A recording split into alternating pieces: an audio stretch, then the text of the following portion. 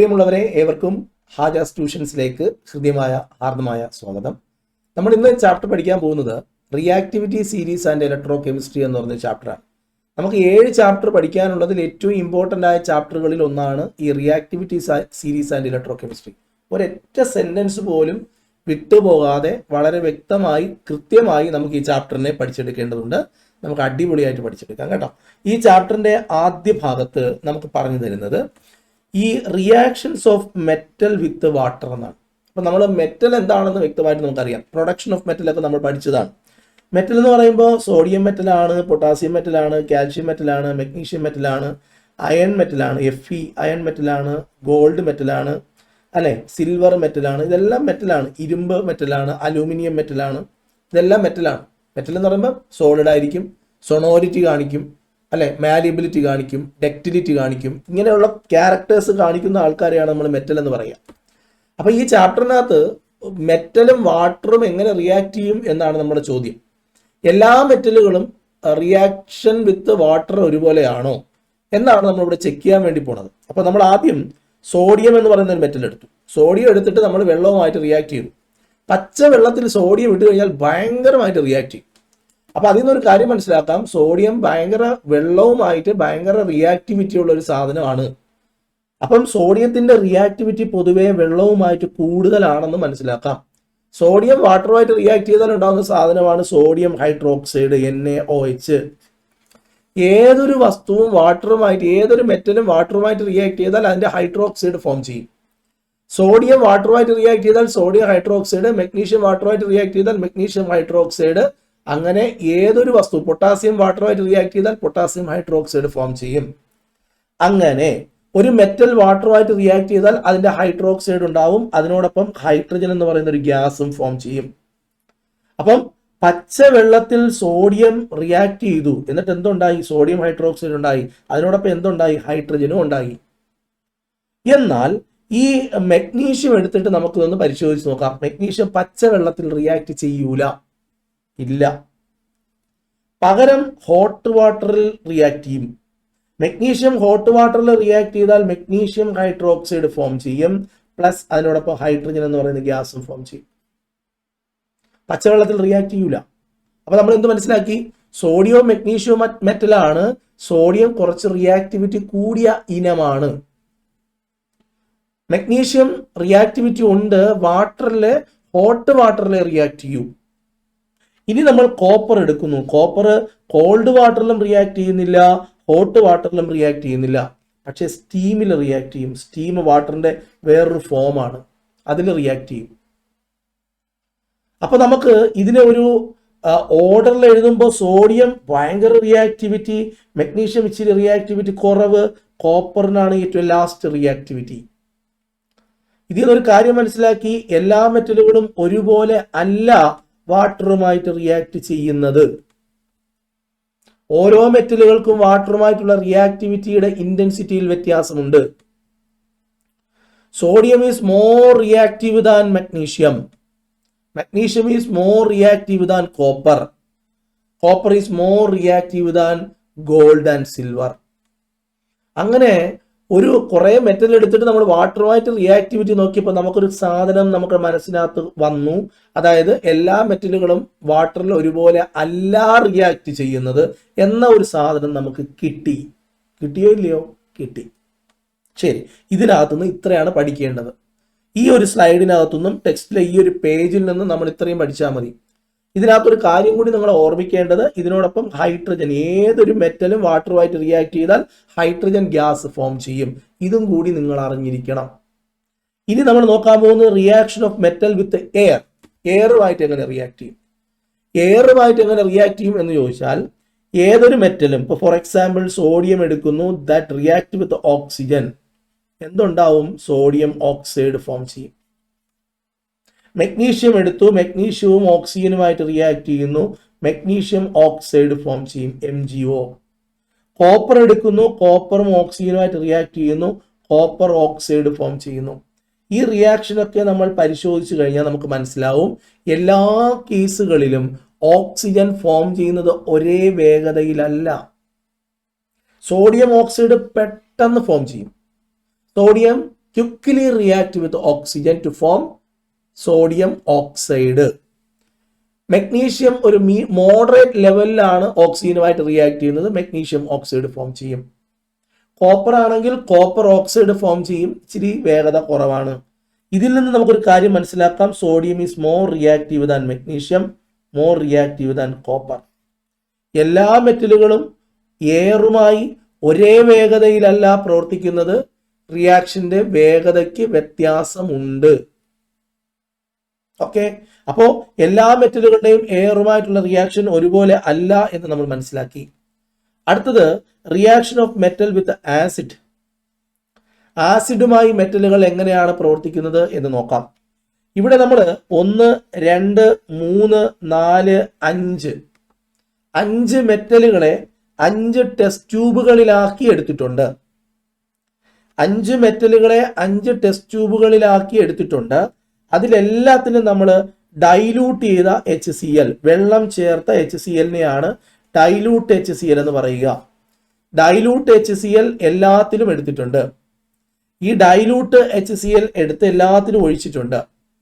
ഇതിൽ ഏതിലാണ് പെട്ടെന്ന് റിയാക്ഷൻ നടക്കുന്നത് എന്ന് ചോദിച്ചാൽ, ഇപ്പൊ ഫോർ എക്സാമ്പിൾ ഒരു മെറ്റൽ അത് HClലുമായിട്ട് റിയാക്ട് ചെയ്താൽ ഒരു സോൾട്ട് ഫോം ചെയ്യും. ഒരു സോൾട്ട് പ്ലസ് എന്ത് ഫോം ചെയ്യും? ഹൈഡ്രജൻ എന്ന് പറയുന്ന ഒരു ഗ്യാസ് ഫോം ചെയ്യും. അപ്പൊ ഇവിടെ ഒരു മെറ്റൽ എടുക്കുന്നു, എല്ലാം ഇവിടെ മെറ്റൽ, അപ്പൊ ഗ്യാസ് ഫോം ചെയ്യുന്നു. ഇവിടെ ഈ ടെസ്റ്റ് ട്യൂബ് ഒക്കെ പരിശോധിച്ചാൽ ഗ്യാസ് ഫോം ചെയ്യുന്ന ചെറിയ ബബിൾസ് ഫോം ചെയ്യണമായിട്ട് കാണും. ഏറ്റവും കൂടുതൽ ബബിൾസ് എവിടെയാ ഉള്ളത്? രണ്ടാമത്തെ ടെസ്റ്റ് ട്യൂബിലല്ലേ ഏറ്റവും കൂടുതൽ ബബിൾസ് നിങ്ങൾക്ക് കാണാൻ കഴിയുന്നത്. ഇവിടെ വെച്ചിരിക്കുന്നതിൽ ഏറ്റവും കൂടുതൽ ബബിൾസ് കാണാൻ കഴിയുന്നത് മെഗ്നീഷ്യത്തിലാണ്. അതുകൊണ്ട് നമ്മൾ പറയും മെഗ്നീഷ്യമാണ് ഇവിടെ പെട്ടെന്ന് റിയാക്ട് ചെയ്ത്. രണ്ടാമത് കൂടുതൽ ബബിൾസ് കാണുന്ന സിങ്കിലാണ്. അപ്പം സിങ്ക് മെഗ്നീഷ്യത്തിന്റെ തൊട്ടടുത്ത് റിയാക്ടിവിറ്റി ഉള്ള ആളാണ്. മെഗ്നീഷ്യത്തെക്കാളും ഇച്ചിരി റിയാക്ടിവിറ്റി കുറവുള്ള ആളാണ്.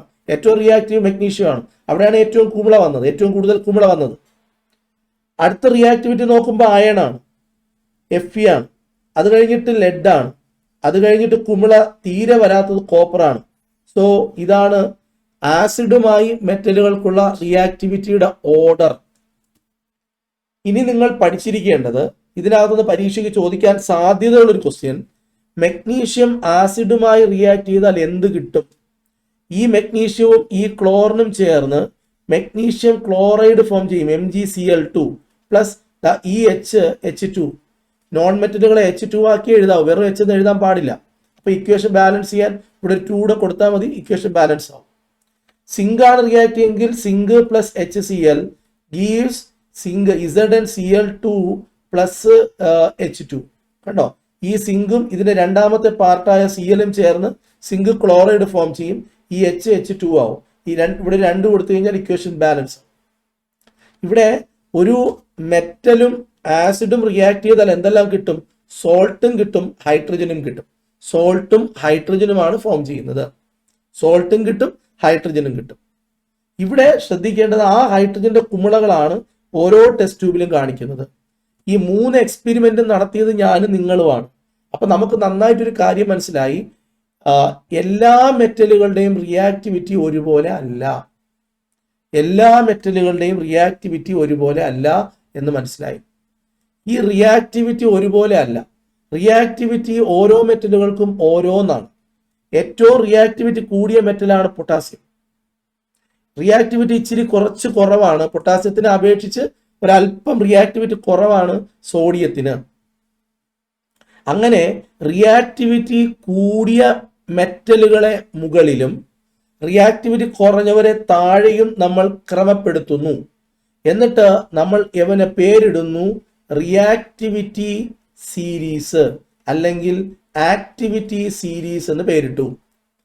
എന്താണ് റിയാക്ടിവിറ്റി സീരീസ് എന്ന് ചോദിച്ചാൽ നമുക്കൊരു ഉത്തരമുണ്ട്. ഏറ്റവും റിയാക്റ്റീവ് ആയിട്ടുള്ള മെറ്റലുകളെ അല്ലെങ്കിൽ മെറ്റലുകളെ അവയുടെ റിയാക്ടിവിറ്റിയുടെ അസെൻഡിങ് ഓർഡറിൽ ക്രമപ്പെടുത്തിയിരിക്കുന്ന സീരീസിനെ നമ്മൾ വിളിക്കുന്ന പേരാണ് reactivity series. The arrangement of metals in the ascending order of their reactivity is called reactivity series. Reactivity സീരീസിൽ ഏറ്റവും മുകളിൽ പൊട്ടാസ്യം, അതിന്റെ താഴെ സോഡിയം, അതിന്റെ താഴെ കാൽഷ്യം, അതിന്റെ താഴെ മെഗ്നീഷ്യം.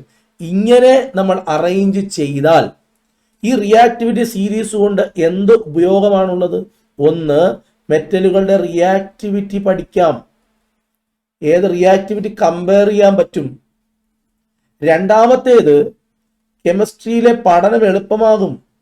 മൂന്നാമത്തത്, ഗാൽവനിക് സെല്ല് ഉണ്ടാക്കുന്ന സമയത്ത് ആരെ ആനോഡാക്കണം ആരെ കാഥോഡാക്കണം എന്നൊരു തീരുമാനം എടുക്കാൻ പറ്റും. ഇതുപോലെ തന്നെ ഒരു മെറ്റലിനെ വേറൊരു മെറ്റലിന്റെ സൊല്യൂഷനിലോട്ട് മുക്കി വെക്കുമ്പോൾ ഡിസ്പ്ലേസ്മെന്റ് നടക്കോ ഇല്ലയോ എന്ന് പ്രഡിക്റ്റ് ചെയ്യാൻ പറ്റും. ഇതെല്ലാം റിയാക്ടിവിറ്റി സീരീസിന്റെ ഗുണങ്ങളാണ്. അതേപോലെ ഇലക്ട്രോപ്ലേറ്റ് ചെയ്യാൻ ഏത് മെറ്റലിനെ ഉപയോഗിക്കണം, ഒരു മെറ്റലിന്റെ പുറത്ത് വേറൊരു മെറ്റലിനെ പ്ലേറ്റ് ചെയ്യുന്നതിനെയാണ് ഇലക്ട്രോപ്ലേറ്റിംഗ് എന്ന് പറയുന്നത്. ഇലക്ട്രോപ്ലേറ്റിംഗ് നടത്താൻ ഏത് മെറ്റലിനെ യൂസ് ചെയ്യണം എന്ന് നമുക്ക് തീരുമാനിക്കാൻ പറ്റും. So these are the applications of reactivity series. വളരെ നന്നായി വളരെ ചുരുങ്ങിയ സമയം കൊണ്ട് ഈ ചാപ്റ്ററിന്റെ ആദ്യ പാർട്ട് നമ്മൾ പഠിച്ചു കഴിഞ്ഞു. എന്താണ് റിയാക്ടിവിറ്റി സീരീസ് എന്ന് 3 എക്സ്പെരിമെന്റ് നമ്മൾ നടത്തി. 3 എക്സ്പെരിമെന്റിൽ നിന്നും എല്ലാ മെറ്റലുകൾക്കും വാട്ടറുമായും ഓക്സിജനുമായും ആസിഡുമായിട്ടൊക്കെ ഒരുപോലെയുള്ള വേഗതയിലല്ല അവർ പ്രവർത്തിക്കുന്നതെന്ന് കണ്ടു. അതിനുശേഷം മെറ്റലുകളെ എല്ലാം നമ്മൾ അവയുടെ റിയാക്ടിവിറ്റിയുടെ അസെൻഡിങ് ഓർഡറിൽ നമ്മൾ അറേഞ്ച് ചെയ്തു. എന്നിട്ട് അതിനൊരു പേര് കൊടുത്തു, റിയാക്ടിവിറ്റി സീരീസ്. റിയാക്ടിവിറ്റി സീരീസ് വീട്ടിൽ ഒട്ടിച്ചു വെച്ചാൽ എന്താ ഗുണം? കെമിസ്ട്രിയിലെ പഠനം എളുപ്പമാകും. രണ്ടാമത്തെ ഗുണം, നമുക്കൊരു മെറ്റലിനെ വേറൊരു മെറ്റലുമായിട്ട് കമ്പയർ ചെയ്യാൻ പറ്റും. മൂന്നാമത്തേത്, ഗാൽവനിക് സെൽ ഉണ്ടാക്കുന്ന സമയത്ത് ആരെ ആനോഡാക്കണം ആരെ കാഥോഡാക്കണം നമ്മളിപ്പോൾ പഠിക്കാൻ പോവുകയാണ്. എൻ്റെ പൊന്നുമക്കളെ, ഈ ചാപ്റ്റർ നിങ്ങൾ സ്കിപ്പ് ചെയ്യാതെ കണ്ടാൽ നിങ്ങൾക്ക് 2 ചോദ്യങ്ങളുടെ ശരിയായ ഉത്തരം എഴുതാൻ കഴിയും. 17 ചോദ്യങ്ങൾ ഉണ്ടാവും. അതിനകത്ത് 2 ചോദ്യങ്ങൾ കൂടുതൽ മാർക്കിന് ചോദിക്കുന്ന ചോദ്യങ്ങളുടെ ഉത്തരം എഴുതാൻ കഴിയും. ഒരൊറ്റ പോയിന്റ് പോലും സാറ് സ്കിപ്പ് ചെയ്യില്ല. ഓക്കെ, അപ്പോ ഇത് ഡിസ്പ്ലേസ്മെന്റ് റിയാക്ഷൻ നമ്മളിപ്പോൾ പഠിക്കാൻ പോവുകയാണ്. അതിന് ഇത് സഹായിക്കും.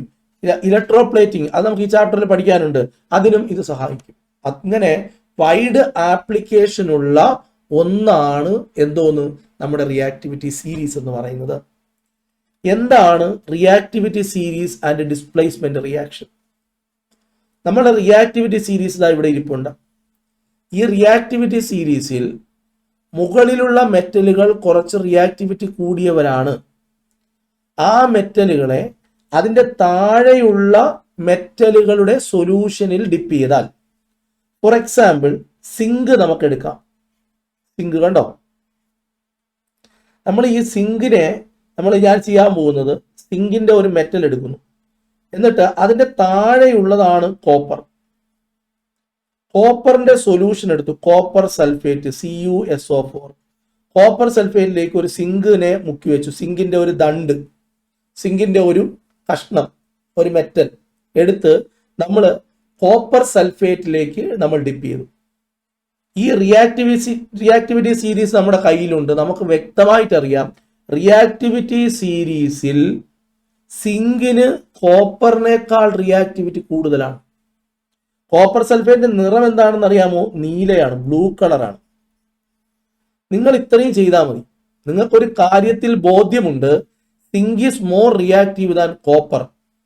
Now we did zinc is dipped in copper sulfate solution. Copper sulfate is blue in color. After some time, what will happen is that the color of the copper sulfate solution vanishes. ഈ copper സൾഫേറ്റിന്റെ colour പോയി. Copper സൾഫേറ്റിന്റെ blue colour എവിടെ പോയി? അവിടെയാണ് എന്തോ something was happened. അവിടെയാണ് ഒരു chemistry നടന്നു എന്ന് നമുക്ക് മനസ്സിലാക്കാൻ കഴിയുക. അവിടെ ഒരു കെമിസ്ട്രി നടന്നു എന്ന് നമുക്ക് മനസ്സിലാക്കാൻ കഴിയും. അപ്പൊ നമ്മൾ മനസ്സിലാക്കേണ്ടത്, കോപ്പർ സൾഫേറ്റിന്റെ ബ്ലൂ കളർ വാനിഷ് ആയി. അപ്പോൾ കോപ്പർ സൾഫേറ്റിന് എന്തോ സംഭവിച്ചു. അപ്പോൾ നമ്മളിവിടെ പഠിക്കേണ്ടത്, ഇവിടെ എന്താണ് സംഭവിച്ചതെന്ന് ഞാൻ പറയുകയാണ്. കോപ്പർ സൾഫേറ്റ് ഇരുന്ന സ്ഥലത്ത് കോപ്പർ സൾഫേറ്റ് പോയിട്ട് അവിടെ സിങ്ക് സൾഫേറ്റ് വന്നു. സിങ്കിനെ കോപ്പർ സൾഫേറ്റിൽ ഡിപ്പ് ചെയ്താൽ കോപ്പർ സൾഫേറ്റ് സിങ്ക് സൾഫേറ്റ് ആയി മാറും. സിങ്ക് സൾഫേറ്റിന്റെ പ്രത്യേകത, അതിന് കളറില്ല, കളർലെസ് ആണ്. ഇവിടെ നിന്ന് ഒരു കാര്യം നിങ്ങൾ പഠിക്കണം. മോർ റിയാക്റ്റീവ് ആണ് zinc, can displace less reactive metal from it solution. ഒരു ലായനിയിൽ ഒരു സൊല്യൂഷനിലെ ലെസ് റിയാക്റ്റീവിനെ മോർ റിയാക്റ്റീവ് കാരൻ ഡിസ്പ്ലേസ് ചെയ്യും. ഇതിനെ നമ്മൾ വിളിക്കുന്ന പേരാണ് ഡിസ്പ്ലേസ്മെന്റ് റിയാക്ഷൻ. മനസ്സിലാവുന്നുണ്ടോ? ഡിസ്പ്ലേസ്മെന്റ് റിയാക്ഷൻ നടന്നു. ഡിസ്പ്ലേസ്മെന്റ് റിയാക്ഷൻ നടന്നപ്പോ സിങ്ക് വന്ന് കോപ്പർ സൾഫേറ്റിലെ കോപ്പറിനെ മാറ്റിയിട്ട് സിങ്കും സൾഫേറ്റും ചേർന്ന് സിങ്ക് സൾഫേറ്റ് ആയി. സിങ്ക് സൾഫേറ്റിന് കളറില്ല. ഇതിന്റെ കെമിസ്ട്രി ആണ് നമുക്ക് വേണ്ടത്. ഇതിന്റെ കെമിസ്ട്രി നമുക്ക് കൃത്യമായി പഠിക്കണം. ഇതെങ്ങനെയാണ് നടക്കുന്നത്? അപ്പൊ നമ്മൾ സിങ്ക് എന്ന് പറയുന്ന ഒരു ദണ്ടിനെയാണ് കോപ്പർ സൾഫേറ്റിനകത്ത് നമ്മൾ മുക്കി വെച്ചിരിക്കുന്നത്. ഇത് കോപ്പർ സൾഫേറ്റ്. കോപ്പർ സൾഫേറ്റിനകത്ത് 2 അയോൺസ് ഉണ്ട്. ഒന്ന് Cu2+ അയോണും 2 SO4 അയോണും. 2 അയോണുകളാണ് ഈ കോപ്പർ സൾഫേറ്റ് ലായനിയിൽ ഉള്ളതെന്ന് പഠിക്കണം. ഇവിടെ നടക്കുന്ന റിയാക്ഷൻ എങ്ങനെയാണെന്ന് ചോദിച്ചാൽ, ആദ്യം ഇതിനകത്ത് മുക്കി വെച്ചിരിക്കുന്ന ഈ സിങ്കിലെ ഒരു ആറ്റം, ഈ സിങ്ക് ഇലക്ട്രോണിനകത്ത് ഒരുപാട് ആറ്റങ്ങളുണ്ട്. അതിലൊരു സിങ്ക് ആറ്റം 2 ഇലക്ട്രോണുകളെ വിട്ടുകൊടുക്കും. ഇതുപോലെ 2 ഇലക്ട്രോൺസിനെ റിലീസ് ചെയ്യും. ഈ 2 ഇലക്ട്രോണുകൾ, അപ്പൊ സിങ്ക് 2 ഇലക്ട്രോണിനെ വിട്ടുകൊടുത്തല്ലോ. ഈ 2 ഇലക്ട്രോണുകൾ കോപ്പർ സൾഫേറ്റിലെ Cu2+ എന്ന് പറയുന്ന ഒരു അയോൺ ഉണ്ട് അതിനകത്ത്, കേട്ടോ. ആ Cu2+ അയോൺ ഈ 2 ഇലക്ട്രോണിനെയും അക്സെപ്റ്റ് ചെയ്യും. അപ്പൊ അത് Cu ആയി മാറും. ഒന്നും കൂടി പറയാം. സിങ്ക് എന്ന് പറയുന്ന ആറ്റം 2 ഇലക്ട്രോണുകളെ റിലീസ് ചെയ്യുമ്പോൾ ഇത് Zn2++2 ഇലക്ട്രോൺ ആയി മാറും. എന്നിട്ട് ഈ 2 ഇലക്ട്രോണിനെ Cu2+ അക്സെപ്റ്റ് ചെയ്യും. അപ്പൊ അത് Cu ആയി മാറും. ഇനി ശ്രദ്ധിക്കേണ്ടത്, ഇവിടെ സിങ്ക് ഇലക്ട്രോൺ കളഞ്ഞപ്പോൾ ഉണ്ടായ ഈ Zn2+ഉം ഈ Cu2+ന്റെ ബാക്കി പാർട്ടായ ഈ പറയുന്ന SO4ഉം ചേർന്നിട്ട് Zn2+ഉം പ്ലസ് SO4ഉം 2- ചേർന്നിട്ടാണ് ZnSO4 ആയി മാറുന്നത്. അങ്ങനെയാണ് കോപ്പർ സൾഫേറ്റ് ഇരുന്ന സ്ഥലത്ത് എന്ത് വരുന്നത്? സിങ്ക് സൾഫേറ്റ് വരുന്നത്.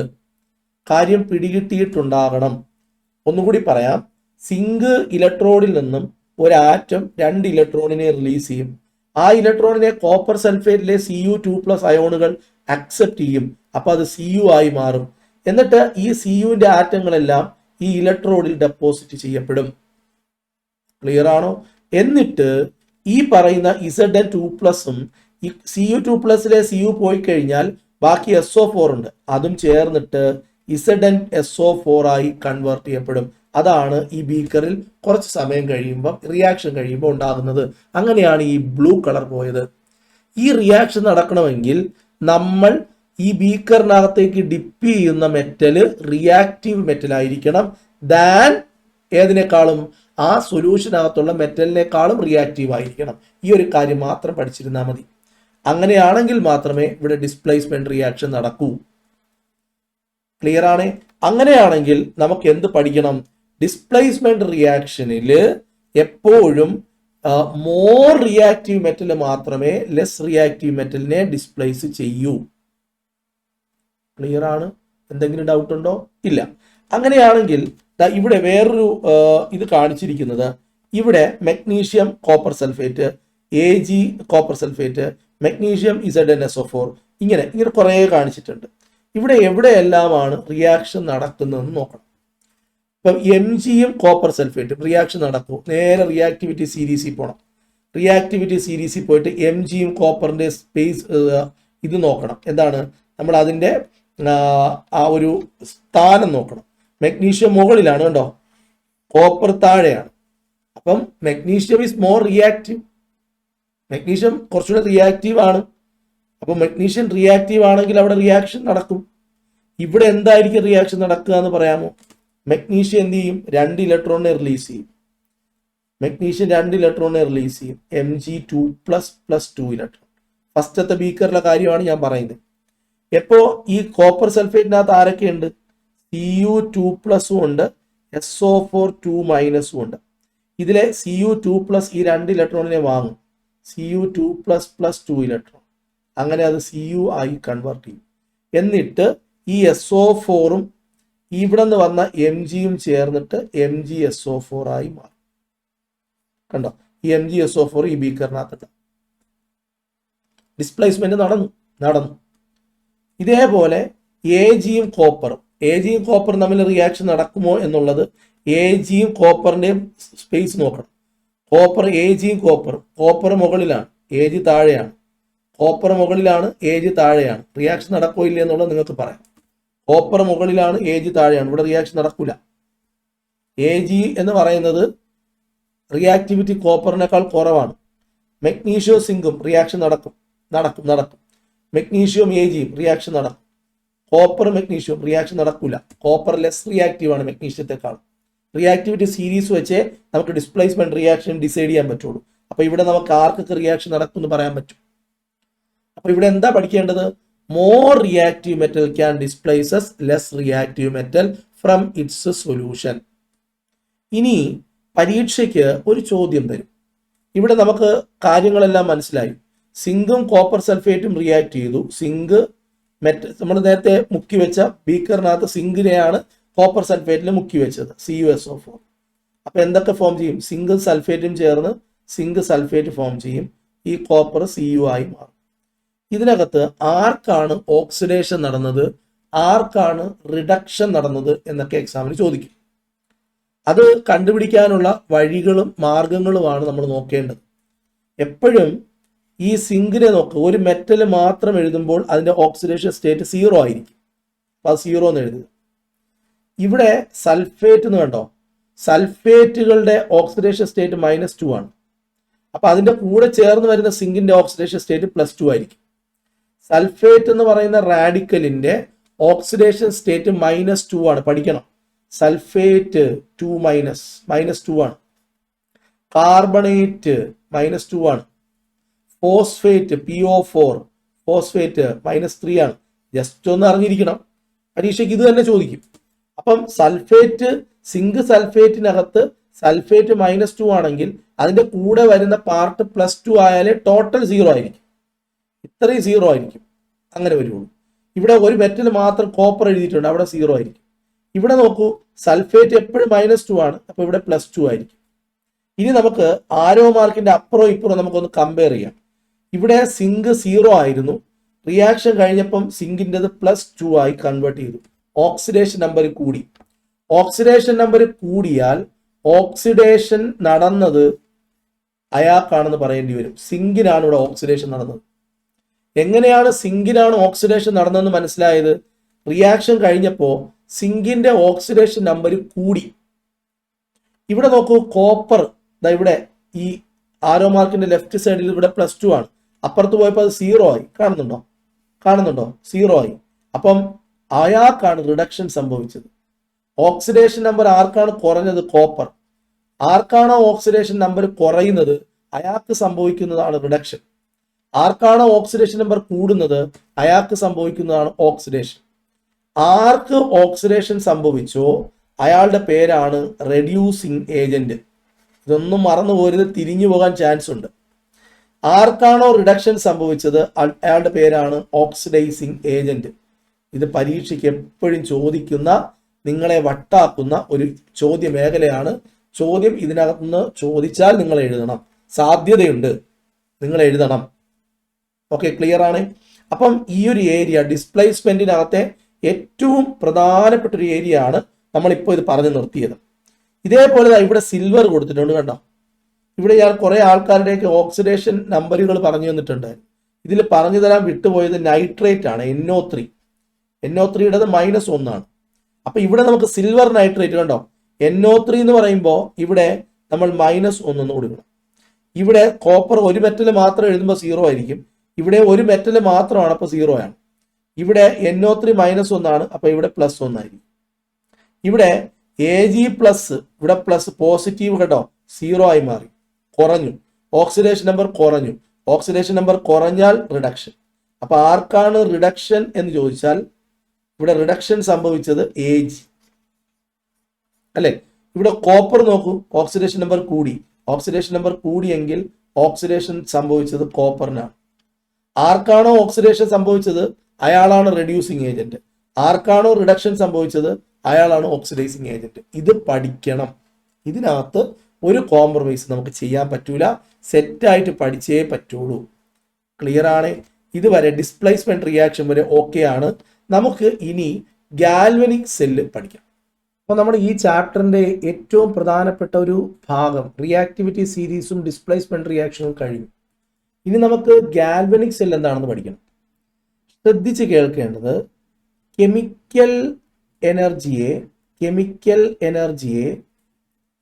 ഇലക്ട്രിക്കൽ എനർജിയാക്കി മാറ്റുന്ന എല്ലാ ഡിവൈസുകളെയും വിളിക്കുന്ന പേരാണ് ഗാൽവനിക് സെൽ. ഗാൽവനിക് സെല്ല് എന്താണെന്ന് ചോദിച്ചാൽ നമ്മൾ കൊടുക്കേണ്ട ഉത്തരം any device which can convert chemical energy into electrical energy. Chemical എനർജിയെ ഇലക്ട്രിക്കൽ എനർജിയാക്കി കൺവേർട്ട് ചെയ്യാൻ കഴിയുന്ന മുഴുവൻ ഉപകരണങ്ങളെയും നമ്മൾ വിളിക്കുന്ന പേരാണ് ഗാൽവനിക് സെൽ. ഏറ്റവും പ്രധാനപ്പെട്ട ഒരു ഗാൽവനിക് സെല്ലിന്റെ ചിത്രമാണ് നമ്മളിവിടെ കാണുന്നത്. ഒരു ഗാൽവനിക് സെല്ല് നിർമ്മിക്കാൻ 2 ബീക്കർ വേണം, 2 സൊല്യൂഷൻ വേണം, 2 ഇലക്ട്രോഡുകൾ വേണം, ഒരു വോൾട്ട് മീറ്റർ വേണം, ഒരു ഗാൽവനിക് സെല്ല് വേണം. ഇതിനെല്ലാത്തിൽ നിന്നും ചോദ്യമുണ്ട്. അപ്പം നമ്മൾ ആദ്യം ചെയ്യുന്നത് 2 ബീക്കർ പ്ലേസ് ചെയ്തു. ഓരോ ബീക്കറിലും ഓരോ സൊല്യൂഷൻ എടുക്കണം. ഞാൻ ഈ ബീക്കറിൽ, ഇടത് ഭാഗത്ത് കാണുന്ന ഈ ബീക്കറിൽ സിങ്ക് സൾഫേറ്റ് എടുത്തു. അതിൽ സിങ്ക് എന്ന് പറയുന്ന ഒരു റോഡിനെ, ഒരു പീസ് ഓഫ് മെറ്റലിനെ ഞാൻ അതിനകത്തേക്ക് ഡിപ്പ് ചെയ്തു.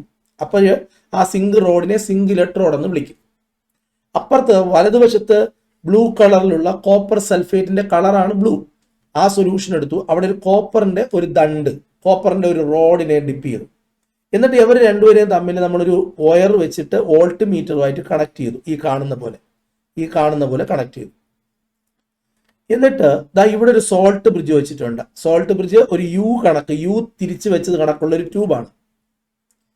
ഈ യു കണക്ക് തിരിച്ചു വെച്ച ട്യൂബ് സോൾട്ട് എന്ന് അറിയപ്പെടാൻ കാരണം ആ ട്യൂബിനകത്ത് നമ്മൾ സോൾട്ട് നിറച്ചിട്ടുണ്ട്. Potassium chloride, ammonium chloride, ammonium nitrate. ഇതിനെ അഗാർ എന്ന് പറയുന്ന ജെല്ലി പോലെ ഇരിക്കുന്ന ഒരു സാധനമുണ്ട്. അതിനകത്ത് മിക്സ് ചെയ്തിട്ട് നമ്മൾ ഈ സോൾട്ട് ബ്രിഡ്ജിനകത്ത് നിറച്ചു വെച്ചിട്ടുണ്ട്. ഇതിന് പ്രത്യേക ജോലിയുണ്ട്, നമുക്ക് പിന്നീട് പറയാം. സോൾട്ട് ബ്രിഡ്ജ് വെച്ചാൽ ഇത് കൃത്യമായിട്ട് വർക്ക് ചെയ്യുള്ളൂ. ഇതിന്റെ മുഴുവൻ റിയാക്ഷനും കംപ്ലീറ്റ് ചെയ്യണമെങ്കിൽ സോൾട്ട് ബ്രിഡ്ജ് വേണം. ഇവിടെ എങ്ങനെയാണ് റിയാക്ഷൻ നടക്കുന്നത് എന്നാണ് നമുക്ക് ആദ്യം പറഞ്ഞു തരേണ്ടത്. ഇവിടെ റിയാക്ഷൻ എപ്പോഴും തുടങ്ങുന്നത് ഇടത് ഭാഗം, ലെഫ്റ്റ് സൈഡ് ആയിരിക്കും. ലെഫ്റ്റ് സൈഡിൽ നിന്നാണ് റിയാക്ഷൻ സ്റ്റാർട്ട് ചെയ്യുന്നത്. ലെഫ്റ്റിൽ ആരാ ഉള്ളത്? സിങ്ക് റോഡ്, സിങ്ക് സൾഫേറ്റിൽ ഡിപ്പ് ചെയ്ത് വെച്ചിട്ടുണ്ട്. ആ സിങ്ക് റിയാക്ഷൻ സ്റ്റാർട്ട് ചെയ്യും. സിങ്ക് എന്ത് ചെയ്യും? 2 ഇലക്ട്രോണിനെ റിലീസ് ചെയ്യും. എപ്പോഴും നമ്മൾ പഠിക്കേണ്ട ഒരു കാര്യം, ആരാണോ റിയാക്റ്റീവ് അയാളായിരിക്കും റിയാക്ഷൻ സ്റ്റാർട്ട് ചെയ്യുന്നത്.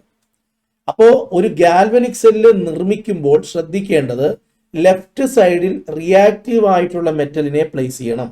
ഇവിടെ അതെങ്ങനെ മനസ്സിലാവും? റിയാക്റ്റീവ് ആണത്, ഉള്ളതാണോ, കുറഞ്ഞതാണോ എന്ന്?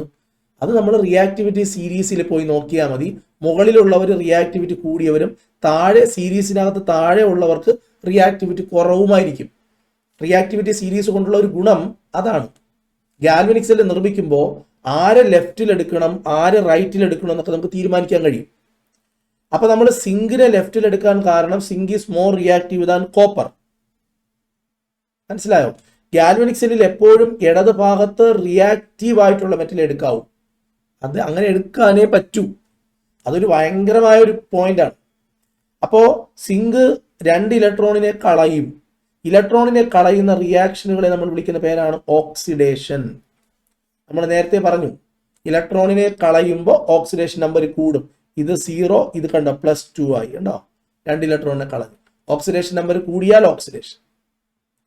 ഈ 2 ഇലക്ട്രോൺ ഈ വയർ വഴി നേരെ, ഇവിടെ നിന്നാണ് 2 ഇലക്ട്രോൺ കളഞ്ഞത്, ഈ വയർ വഴി നേരെ വോൾട്ട് മീറ്ററിൽ വന്ന് ഈ 2 ഇലക്ട്രോൺ നേരെ കോപ്പർ റോഡിലേക്ക് എത്തും. ഈ കോപ്പർ റോഡിൽ വന്നെത്തും.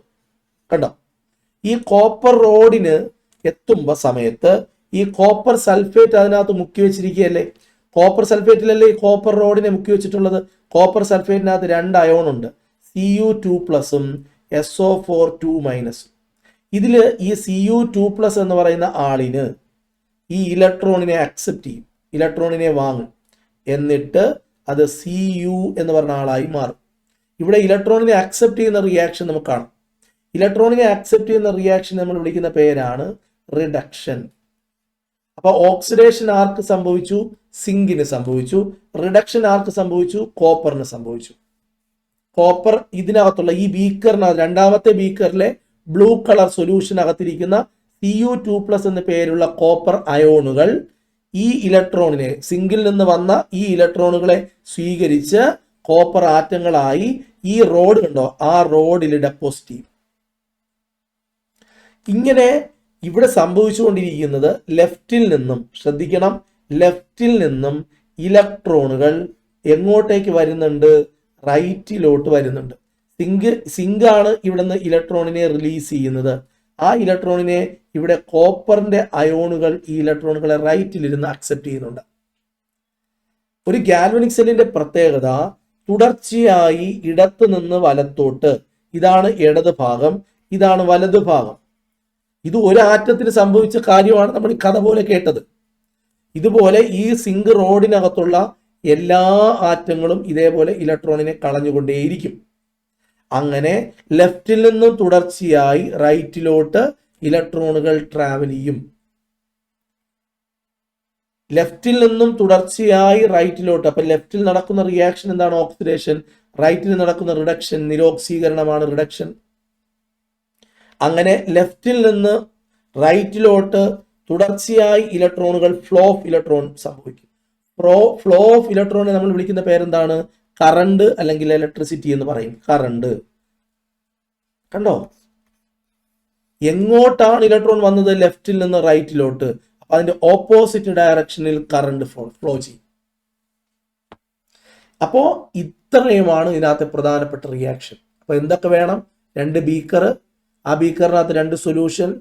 സിങ്ക് സൾഫേറ്റ് ഒന്നിലെടുത്തു, കോപ്പർ സൾഫേറ്റ് രണ്ടാമത്തേലെടുത്തു. സിങ്ക് സൾഫേറ്റ് എടുത്തതിൽ സിങ്ക് റോഡിനെ ഡിപ്പ് ചെയ്തു, കോപ്പർ സൾഫേറ്റ് എടുത്തതിൽ കോപ്പർ റോഡിനെ ഡിപ്പ് ചെയ്തു. എല്ലാം ഞാൻ ഒന്നുകൂടി വരച്ച് കാണിച്ചു പറയാം. ഓക്കെ, കണ്ടോ, ഡിപ്പ് ചെയ്തു. സിങ്ക് 2 ഇലക്ട്രോണിനെ റിലീസ് ചെയ്തപ്പോൾ Zn2+ ആയി മാറി. ഓക്കെ, Zn2+ ആയി മാറി. ഇതാ ഇവിടെ Zn വേറൊരു കളറിൽ ഞാൻ കാണിക്കുകയാണ്, ബ്ലൂ കളറിൽ. അപ്പോൾ Zn, ഈ റോഡിനകത്തിരുന്ന Zn 2 ഇലക്ട്രോണിനെ റിലീസ് ചെയ്തു. ഇതാണ് ഓക്സിഡേഷൻ. ആ ഇലക്ട്രോണുകൾ ലെഫ്റ്റിൽ നിന്ന് റൈറ്റിലോട്ട് വന്നു, കോപ്പർ റോഡിലെത്തി.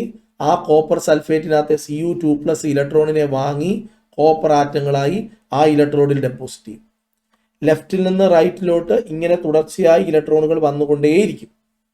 എങ്ങോട്ടാണ് ഇലക്ട്രോണുകൾ വരുന്നത്? ലെഫ്റ്റിൽ നിന്നും റൈറ്റിലോട്ട്. എങ്ങോട്ടാണോ ഇലക്ട്രോണുകൾ വരുന്നത്? ലെഫ്റ്റിൽ നിന്ന് റൈറ്റിലോട്ട്. ലെഫ്റ്റിൽ നിന്ന് റൈറ്റിലോട്ടാണ് ഇലക്ട്രോണുകൾ വരുന്നത്, അല്ലേ? അപ്പോ ലെഫ്റ്റിലുള്ള ആളിന് എന്ത് സംഭവിക്കും? ഓക്സിഡേഷൻ. റൈറ്റിലുള്ള ആളാണ് ഇലക്ട്രോണിനെ വാങ്ങുന്നത്, അവിടെ എന്ത് സംഭവിക്കും? റിഡക്ഷൻ.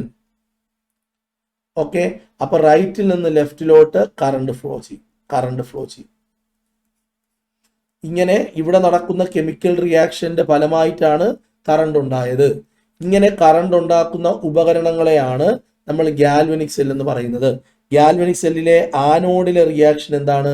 പറഞ്ഞേ, എല്ലാവരും പറഞ്ഞേ, ആനോഡിലെ റിയാക്ഷൻ എന്തായിരിക്കും എന്ന് പറഞ്ഞേ. ആനോഡിൽ സിങ്ക് 2 ഇലക്ട്രോണിനെ റിലീസ് ചെയ്തു. കണ്ടോ, ഇതാണ് ആനോഡിലെ റിയാക്ഷൻ. ആനോഡ്, ഓക്സിഡേഷൻ നടക്കുന്ന ഭാഗമാണ് ആനോഡ്. ഓക്സിഡേഷൻ നടക്കുന്നത് ആനോഡ്. ഇനി ഇപ്പുറത്ത് എന്താ സംഭവിച്ചത്? ഈ കോപ്പർ സൾഫേറ്റിലെ Cu2+ അയോണുകൾ 2 ഇലക്ട്രോണുകളെ അക്സെപ്റ്റ് ചെയ്തു. അപ്പൊ കോപ്പറായി മാറി. എന്നിട്ട് ഇവിടെ ഇലക്ട്രോണിനെ ഡെപ്പോസിറ്റ് ചെയ്യും. ഇതാണ് കാഥോഡ്. ഇവിടെയാണ് റിഡക്ഷൻ നടക്കുന്നത്. റെഡ് ക്യാറ്റ് എന്ന് ഓർമ്മിച്ച് വെക്കാം. Red cat. ഇത് രണ്ടും കൂടെ ചേർത്ത് കൂട്ടി നമുക്ക് എഴുതിയാൽ സെൽ റിയാക്ഷൻ കിട്ടും.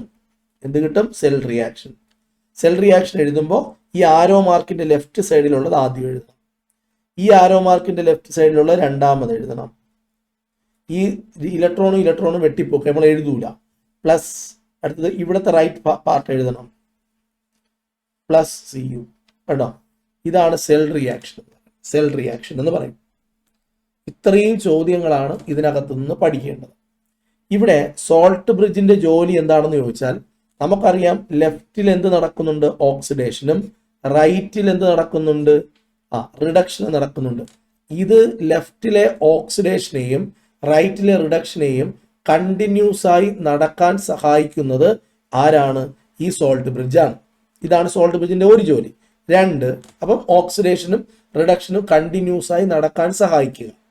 രണ്ടാമത്തത്, ഈ സൊല്യൂഷന്റെയും ഈ രണ്ട് സൊല്യൂഷനുകളുടെയും ന്യൂട്രാലിറ്റി, ആ വാക്ക് മറന്നു പോരുത്, ന്യൂട്രാലിറ്റി മെയിൻറ്റെയിൻ ചെയ്യുക. രണ്ട് സൊല്യൂഷന്റെയും ന്യൂട്രാലിറ്റി അതെന്താ, എങ്ങനെ മെയിൻറ്റെയിൻ ചെയ്യുന്നു എന്നുള്ളത് നമ്മൾ +2 വരുമ്പോൾ പഠിക്കും. ഞാൻ സാധാരണ ഓഫ്ലൈൻ ക്ലാസ്സുകളിൽ അത് പറഞ്ഞു കൊടുക്കാറുണ്ട്. ഇപ്പൊ നമുക്കത് വേണ്ട. നിങ്ങൾക്ക് സോൾട്ട് ബ്രിഡ്ജിന്റെ ഫംഗ്ഷൻ ചോദിക്കുമ്പോൾ നിങ്ങൾ ഗാൽവനിക് സെല്ലിലെ രണ്ട് സൊല്യൂഷനുകളുടെയും ന്യൂട്രാലിറ്റി മെയിൻറ്റെയിൻ ചെയ്യുമെന്ന് എഴുതിയാൽ മതി. പിന്നെ വേറൊരു പോയിന്റ് എന്ന് പറഞ്ഞാൽ ഓക്സിഡേഷനും റിഡക്ഷനും കണ്ടിന്യൂസ് ആയിട്ട് നടക്കാൻ സഹായിക്കും. നടന്നാലേ ഇവിടെ കറണ്ട് ഉണ്ടാവുള്ളൂ. മനസ്സിലാവുന്നുണ്ടോ? ഇനി നമുക്ക് സോൾട്ട് ബ്രിഡ്ജ് എന്താണ് എന്നിവിടെ പറഞ്ഞിട്ടുണ്ട്. Salt bridge is a U tube. U കണക്കിരിക്കുന്ന ട്യൂബ്. ഇതിനെ തിരിച്ചു വെച്ചാൽ ഇൻവെർട്ടഡ് യു ട്യൂബ് എന്നാണ് വരേണ്ടത്. With paste made by mixing gelatin or agar agar gel and a salt like KCl KNO3. ഏതെങ്കിലും ഒരു സോൾട്ട് എടുത്തിട്ട് അഗാർ അഗാറിൽ മിക്സ് ചെയ്ത് അതിനകത്തേക്ക് കുത്തിക്കയറ്റി വെക്കും. This complete the circuit by transfer of ions maintain the electrical neutrality. ലെഫ്റ്റിലും റൈറ്റിലും ആവശ്യത്തിന് വേണ്ട അയോൺസ് ഒക്കെ കൊടുത്തിട്ട് രണ്ട് സൊല്യൂഷൻസിന്റെയും ന്യൂട്രാലിറ്റി മെയിൻറ്റെയിൻ ചെയ്യും. Direction of electron flow. Electron flow എപ്പോഴും ലെഫ്റ്റിൽ നിന്ന് റൈറ്റിലോട്ടായിരിക്കും, കറണ്ട് ഓപ്പോസിറ്റ് ഡയറക്ഷനിലായിരിക്കും എന്നാണ് അവരവിടെ പറഞ്ഞിരിക്കുന്നത്. ഓക്കെ, ക്ലിയർ ആണ്. ഇനി നമുക്ക് വേറൊരു ഗാൽവനിക് സെൽ എടുത്ത് പരിശോധിക്കാം. ഫോർ എക്സാമ്പിൾ, ഞാൻ നിങ്ങൾക്ക് പരീക്ഷയ്ക്ക് തരുന്നത് ഇങ്ങനെ ഒരു ഗാൽവനിക് സെല്ലാണെന്ന് ഇരിക്കട്ടെ. 2 ബീക്കർ തന്നു, വേറെ കുറേ സാധനങ്ങളൊക്കെ നിങ്ങൾക്ക് ഇവിടെ തന്നിരിക്കും. അപ്പൊ നിങ്ങൾ എപ്പോഴും ശ്രദ്ധിക്കാനുള്ളത്, ഇവിടെ നമ്മൾ എടുക്കുന്നത് ആരെ ആയിരിക്കണം? മോർ റിയാക്റ്റീവിനെ ആയിരിക്കണം. ഇവിടെ ലെസ് റിയാക്റ്റീവിനെ എടുക്കാവും. ഞാനിപ്പോൾ ഫോർ എക്സാമ്പിൾ തരുന്നത്, ഇവിടെ മെഗ്നീഷ്യം തരുന്നു, ഇവിടെ സിൽവറും തരുന്നു. നമുക്കറിയാം സിൽവർ റിയാക്ടിവിറ്റി കുറവാണ്. റിയാക്ടിവിറ്റി കുറവിനെ റൈറ്റിൽ എടുക്കണം. ഇവിടെ സിൽവറിന്റെ ഒരു സൊല്യൂഷൻ എടുക്കണം. സിൽവർ സൾഫേറ്റ് അല്ല എടുക്കേണ്ടത്, AgNO3, സിൽവർ നൈട്രേറ്റ്. സിൽവറിന്റെ സോൾട്ട്, ചീപ്പായിട്ടുള്ള സോൾട്ട്, അവൈലബിൾ ആയിട്ടുള്ള ഫേമസ് ആയിട്ടുള്ള സോൾട്ട് എന്ന് പറഞ്ഞാൽ സിൽവർ നൈട്രേറ്റ് ആണ്, അതെടുക്കണം. ഇവിടെ മെഗ്നീഷ്യത്തിന്റെ സൾഫേറ്റ് എടുക്കണം. മെഗ്നീഷ്യത്തിന്റെ സൾഫേറ്റ് എപ്സം സോൾട്ട് എന്ന് പറയും. Magnesium sulphate. ഇതിനെ ഒരു വോൾട്ട് മീറ്ററുമായിട്ട് കണക്ട് ചെയ്യണം. ഇവിടെ ഒരു സോൾട്ട് ബ്രിഡ്ജ് വെക്കണം. സർക്യൂട്ട് കംപ്ലീറ്റ് ആയി. ഇനി ഇവിടെ കറണ്ട് ഉണ്ടാവുന്നത് വോൾട്ട് മീറ്ററിൽ നോക്കി അറിയാൻ പറ്റും എത്ര കറണ്ടാണ് ഇവിടെ ഫോം ചെയ്യണതെന്ന്. ഇനി നമ്മൾ ചെയ്യേണ്ടത് ഇവിടുത്തെ റിയാക്ഷൻ എഴുതണം. ആദ്യം ആനോഡ്. ലെഫ്റ്റിൽ എപ്പോഴും ആരായിരിക്കും? മോർ റിയാക്റ്റീവ് ആണ് ലെഫ്റ്റിൽ വരിക. ഇവിടെ റൈറ്റിൽ ആരായിരിക്കും? ലെസ് റിയാക്റ്റീവ് ആയിരിക്കും. മെഗ്നീഷ്യം എത്ര ഇലക്ട്രോണിനെ കളയും? മെഗ്നീഷ്യം 2 ഇലക്ട്രോണിനെ കളയും. അപ്പം Mg2++2 ഇലക്ട്രോൺ. ഇവിടെ റൈറ്റിലാണെങ്കിലോ, റൈറ്റിൽ കാഥോഡാണ് അല്ലേ, കാഥോഡ്. അവിടെ എന്താ സംഭവിക്കുക? ഈ Ag+ കണ്ടോ, Ag+ ഇലക്ട്രോണിനെ അക്സെപ്റ്റ് ചെയ്യും. 2 ഇലക്ട്രോണിനെ അക്സെപ്റ്റ് ചെയ്ത് 2 Ag ആയി മാറും. അപ്പോൾ ഇവിടെ 2 ഇട്ട് കൊടുക്കണം. കാരണം 2 ഇലക്ട്രോൺ ആയിട്ടാണ് വരുന്നത്. ഇവിടെ നിന്ന് 2 ഇലക്ട്രോൺ. ഒരു Agക്ക് 2 Agയുടെ ബാലൻസ് 1 ആണ്. അപ്പോൾ Ag+ വരുള്ളൂ. അപ്പോൾ 2 ഇലക്ട്രോൺ വരുമ്പോൾ 2 Ag+ ഉണ്ടെങ്കിൽ 2 ഇലക്ട്രോൺ വാങ്ങാൻ പറ്റും. 2 Ag ആയി മാറും. റിയാക്ഷൻ കംപ്ലീറ്റ് ചെയ്യുമ്പോൾ ഇത് ആനോഡ് റിയാക്ഷൻ, ഇവിടെയാണ് ഓക്സിഡേഷൻ നടക്കുന്നത്. ഇത് കാഥോഡ് റിയാക്ഷൻ, ഇവിടെയാണ് റിഡക്ഷൻ നടക്കുന്നത്. ഇനി മൊത്തത്തിലുള്ള റിയാക്ഷൻ എഴുതുമ്പോൾ ആരോ മാർക്കിന്റെ ലെഫ്റ്റ് സൈഡിൽ Mg+, ഇവിടുത്തെ ആരോ മാർക്കിന്റെ ലെഫ്റ്റ് സൈഡിൽ 2Ag+ ഗീവ്സ് ആരോ മാർക്കിന്റെ റൈറ്റ് സൈഡ് Mg2+ 2Ag. ആരോ മാർക്കിന്റെ റൈറ്റ് സൈഡ്. ഇവിടെ ഇലക്ട്രോണിനെ ക്യാൻസൽ ചെയ്ത് കളയണം. ഇതിനെ നമ്മൾ സെൽ റിയാക്ഷൻ എന്ന് പറയും, റിഡോക്സ് എന്ന് വേണമെങ്കിലും പറയാം. നമുക്കറിയാം ലെഫ്റ്റിൽ ഓക്സിഡേഷൻ, റൈറ്റിൽ റിഡക്ഷൻ നടക്കും. അപ്പൊ രണ്ടും കൂടെ ചേർത്തുള്ള ഒരു വാക്കാണ് റിഡോക്സ് റിയാക്ഷൻ എന്ന് പറയാം. ഗാൽവനിക് സെല്ല് ഇത്രയുമാണ് നമുക്ക് പഠിക്കാനുള്ളത്. ഗാൽവനിക് സെല്ലിലുള്ള മുഴുവൻ മാർക്ക് നിങ്ങൾക്ക് കിട്ടും. ഈ ക്ലാസ് കണ്ടാൽ മാത്രം മതി, വേറെ ഒരു ക്ലാസ്സിന്റെ ആവശ്യം ഇനിയില്ല. ഇനി നമുക്ക് ഇതിനകത്ത് നോക്കേണ്ടത് ഇലക്ട്രോലൈറ്റിക് സെൽ എന്താണ് എന്നാണ്. അടുത്ത നമ്മൾ പറയാൻ പോകുന്നത് ഇലക്ട്രോലൈറ്റിക് സെൽ എന്ന് വെച്ചാൽ എന്താണ്. ഇലക്ട്രോലൈറ്റിക് സെല്ല് എന്ന് പറഞ്ഞാൽ, ശ്രദ്ധിച്ച് കേൾക്കണം, ഇലക്ട്രോലൈറ്റിക് സെല്ല് എന്ന് പറഞ്ഞാൽ നമ്മൾ ഒരു കോമ്പൗണ്ട് എടുക്കാം, NaCl. ഇതിനകത്ത് NaCl എടുത്താൽ നമുക്കറിയാം അതിനകത്തൊരു മെറ്റലുണ്ട്. മെറ്റലിന്റെ പേരെന്താ? Na എന്ന് പറയുന്ന ഒരു മെറ്റലുണ്ട്, സോഡിയം. ഇതിനകത്തൊരു നോൺ മെറ്റൽ ഉണ്ട്, അവന്റെ പേരെന്താ? Cl. ഒരു മെറ്റലും ഒരു നോൺ മെറ്റലും ഇതിനകത്ത് ഇരിപ്പുണ്ട്. അപ്പൊ നമുക്ക് ഇവരെ സെപ്പറേറ്റ് ചെയ്യണം. അപ്പൊ സെപ്പറേറ്റ് ചെയ്യാൻ വേണ്ടിയിട്ട് എന്തെങ്കിലും വഴിയുണ്ട്? ഒരു കത്തിരി വെച്ചിട്ട് നമുക്ക് ഇതിനെ കട്ട് ചെയ്യാൻ പറ്റുമോ? സിസർ വെച്ചിട്ട് കട്ട് ചെയ്യാൻ പറ്റുമോ? പറ്റില്ല. അപ്പൊ നമുക്ക് ഇവരെ സോഡിയത്തെയും ക്ലോറിനെയും നമുക്ക് ഡിവൈഡ് ചെയ്യണമെന്നുണ്ടെങ്കിൽ നമുക്ക് ഒരു കോമ്പൗണ്ടിനകത്തിരിക്കുന്ന രണ്ട് കമ്പോണന്റുകളെ നമുക്ക് സെപ്പറേറ്റ് ചെയ്യാൻ അതിലൂടെ ഇലക്ട്രിസിറ്റി കടത്തിവിടും. അപ്പോൾ ഇലക്ട്രിസിറ്റി കടത്തിവിട്ട് ഒരു വസ്തുവിനെ അകത്തിരിക്കുന്ന കമ്പോണന്റുകളെ വേർതിരിച്ച് സെപ്പറേറ്റ് ചെയ്യുന്ന ആ പ്രോസസ്സിനെയാണ് നമ്മൾ ഇലക്ട്രോലൈസിസ് എന്ന് പറയുന്നത്. ഇലക്ട്രോലൈസിസ് നടത്തണമെങ്കിൽ ഇതേപോലത്തെ ഒരു സാധനം വേണം, നമുക്ക് ഒരു കോമ്പൗണ്ട് വേണം. ആ കോമ്പൗണ്ടുകളെ നമ്മൾ വിളിക്കുന്ന പേരാണ് ഇലക്ട്രോലൈറ്റ്. ഇലക്ട്രോലൈറ്റ് എന്ന് ഒരാളെ വിളിക്കണമെങ്കിൽ അത് ഇലക്ട്രിസിറ്റി കണ്ടക്ട് ചെയ്യണം. ഒന്നാമത്തെ പോയിന്റ് അതാണ്. രണ്ട്, ഏതവസ്ഥയിലും മോൾട്ടൺ ആണെങ്കിലും അക്വസ് ആണെങ്കിലും, എന്ന് വെച്ചാൽ എന്താ അർത്ഥം? ഇത് ഉരുക്കി വെച്ചിരുന്നാലും സൊല്യൂഷൻ ആയിരുന്നാലും ഇതൊരു ഇലക്ട്രോലൈറ്റ് ആണ്. എല്ലാ ആസിഡുകളും ഇലക്ട്രോലൈറ്റ് ആണ്, എല്ലാ ബേസുകളും ഇലക്ട്രോലൈറ്റ് ആണ്. അപ്പോൾ ഒരു ഇലക്ട്രോലൈറ്റിന്റെ പ്രത്യേകത അത് നന്നായിട്ട് ഇലക്ട്രിസിറ്റി കടത്തിവിടണം. രണ്ട്, അതിന് chemical reaction undergo chemical change നടക്കുകയും വേണം. അപ്പൊ NaClന്റെ പ്രത്യേകത അത് ഇലക്ട്രിസിറ്റി കണ്ടക്ട് ചെയ്യും. രണ്ടാമത്തെ പ്രത്യേകത അത് റിയാക്ഷൻ നടക്കുകയും കെമിക്കൽ ചേഞ്ച് നടക്കുകയും ചെയ്യും. അങ്ങനെ നടക്കുന്നവരെ മാത്രമേ നമ്മൾ ഇലക്ട്രോലൈറ്റ് എന്ന് പറയുള്ളൂ. ആസിഡ്സ്, ആൽക്കലീസ്, സോൾട്ട് ഇതെല്ലാം ഇലക്ട്രോലൈറ്റ്സ് ആണ്. ഓക്കെ. അപ്പോ ഈ NaClലൂടെ കറണ്ട് ഇലക്ട്രിസിറ്റി പാസ് ചെയ്യണമെങ്കിൽ നമ്മൾ ഇങ്ങനത്തെ ഒരു പേടകം, ഇങ്ങനത്തെ ഒരു സംവിധാനം ഉണ്ടാക്കണം. ഒരു ബീക്കർ എടുക്കണം, ഒരു ഇലക്ട്രോലൈറ്റിനെ അതിനകത്തേക്ക് എടുക്കണം. ഇപ്പൊ NaCl ആണ് എടുക്കണമെങ്കിൽ NaCl അതിനകത്തേക്ക് എടുക്കണം. എന്നിട്ട് ഇതിനകത്ത് 2 ഇലക്ട്രോഡ് വെക്കണം. 2 ഇലക്ട്രോഡ്. ഒരു ഇലക്ട്രോഡിനെ ബാറ്ററിയുടെ പോസിറ്റീവായിട്ട് കണക്ട് ചെയ്യണം. പോസിറ്റീവായിട്ട് കണക്ട് ചെയ്യുന്ന ആളാണ് ആനോഡ്. ഒന്നിനെ നെഗറ്റീവായിട്ട് കണക്ട് ചെയ്യണം, അതിനെ വിളിക്കുന്ന പേരാണ് കാഥോഡ്. അപ്പോൾ ഒന്നിനെ ബാറ്ററിയുടെ പോസിറ്റീവായിട്ട് കണക്ട് ചെയ്യണം, ഒന്നിനെ ബാറ്ററിയുടെ നെഗറ്റീവായിട്ട് കണക്ട് ചെയ്യണം. അപ്പം ഓട്ടോമാറ്റിക്കലി കറണ്ട് ഇതിനകത്തേക്ക് കടക്കും.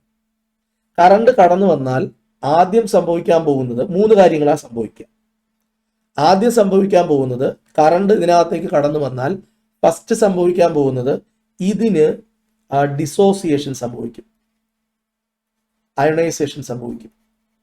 ഈ NaCl വിഘടിക്കും. രണ്ടാമത് സംഭവിക്കാനൊന്ന് ക്ലിയർ ചെയ്തിട്ട് പറഞ്ഞുതരാം. ഓക്കെ. ഇതിനകത്തൂടെ വൈദ്യുതി കടത്തി വിടുകയാണ്. NaCl ആണ് ഇതിനകത്ത് ഇരിക്കുന്നതെന്ന് ഇരിക്കട്ടെ.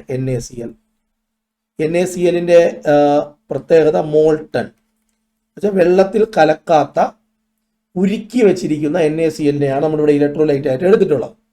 അതിനകത്ത് 2 ഇലക്ട്രോഡ് കൊടുത്തിട്ടുണ്ട്. ഒന്നിനെ ബാറ്ററിയുടെ പോസിറ്റീവായിട്ട് കണക്ട് ചെയ്തു, ഒന്നിനെ ബാറ്ററിയുടെ നെഗറ്റീവായിട്ട് കണക്ട് ചെയ്തു. ബാറ്ററിയുടെ പോസിറ്റീവാണ് ആനോഡ്, ബാറ്ററിയുടെ നെഗറ്റീവാണ് കാഥോഡ്. ഇതൊന്നും മറന്നു പോകരുത്, ഇത് മാറിപ്പോകരുത്.